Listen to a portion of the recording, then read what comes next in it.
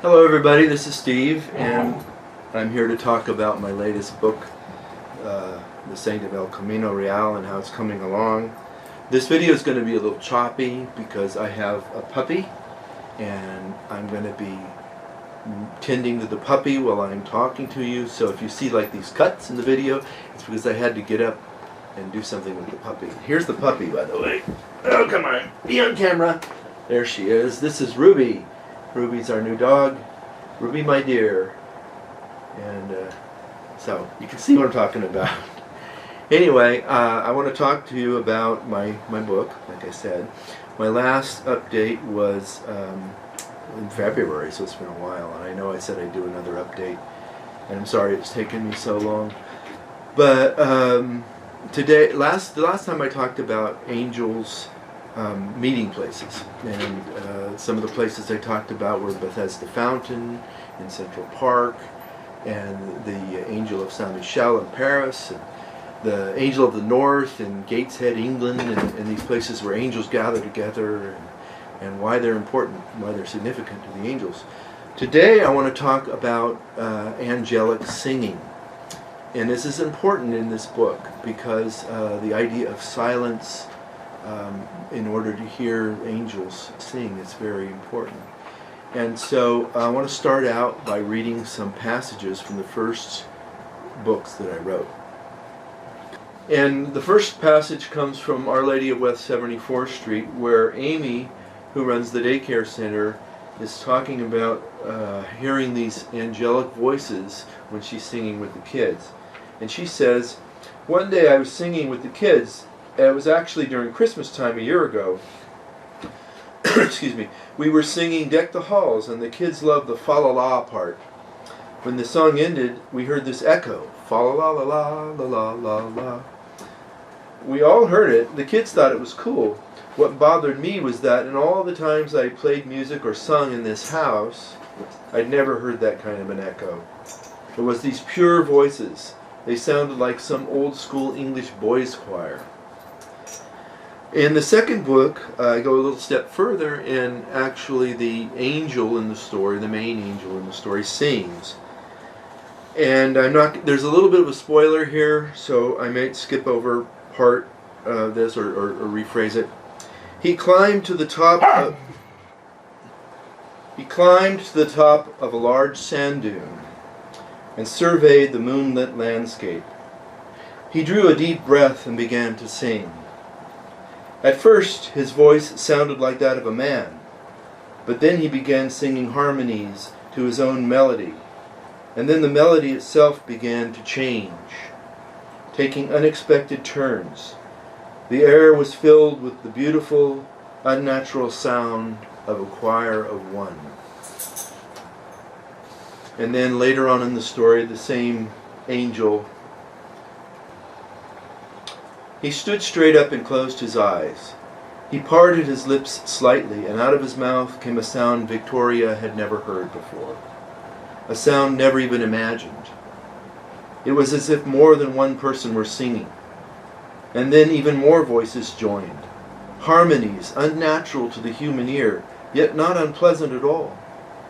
Human music was always groping for its resolution, yet this was resolution. Yet resolution after resolution, as if each step expounded upon the previous, like a kaleidoscope changing its colors and the configuration of its pattern. Yet each pattern was beautiful and complete in itself.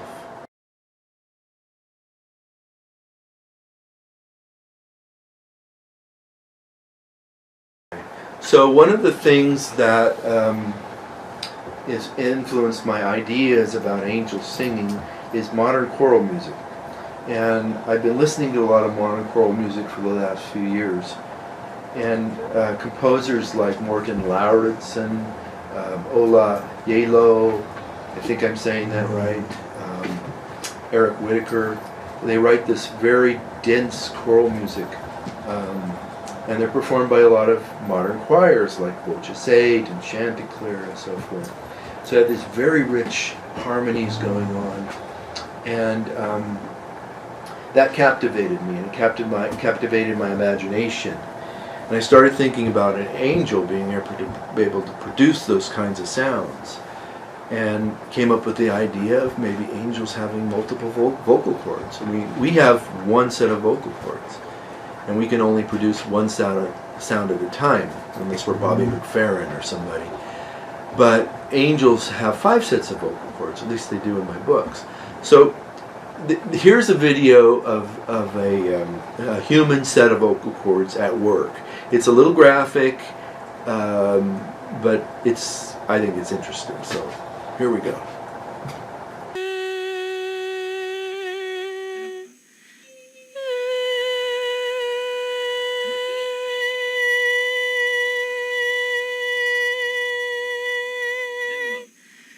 So think about if a being had 5 sets of vocal cords, they'd be able to produce 5 tones. And in my writing, the angels are able to produce these tones independently.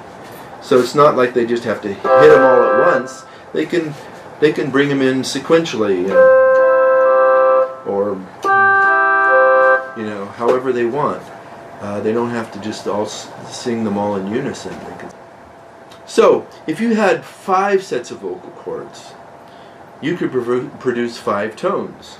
Okay, so the reason I chose 5 is because it's based on the Western scale. We have a scale in Western music called the Diatonic Scale, or the Do-Re-Mi scale, might be more familiar to some.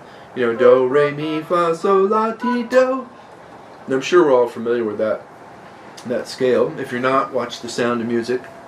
And that's how chords are built. Basic chords are built from steps of the scale. The basic chord is the 1st, the 3rd, and the 5th step of the scale. Now you can also add other notes. You can do the 1st, the 3rd, the 5th, and maybe the 7th. Or the 1st, the 3rd, the 5th, and then you can go up an octave. Or the 1st, the 3rd, the 5th, and maybe you go up an octave plus 1, which you would call the 9th. And you can see how different chords, different sounds, result from the combination of notes. And you can also take a note and put it in a different place. So you could go the 3rd, the 1st, the 5th, and the 7th. Or the 3rd, the 1st, the 5th, and the 7th. And that's called an inversion, where you take one of the notes and put it down below, or you can put it up higher. I mean, there's all these things you can move around. And that's why I decided 5. 5 is sort of a good number for these chords to be produced from the angelic voices. So the other inspiration I had for these accounts of angels singing comes from the Bible. I mean, really. Throughout the Bible, you have appearances of angels to human beings, and in most of those appearances, not all of them, they appear to the human being when they're by themselves, when they're alone, when there is silence. So silence is a big part of this happening of angels appearing.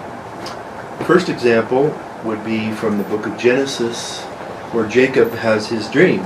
Jacob is traveling, he's asleep, so silent, quiet, and he dreams of angels coming down and going up to heaven on this ladder.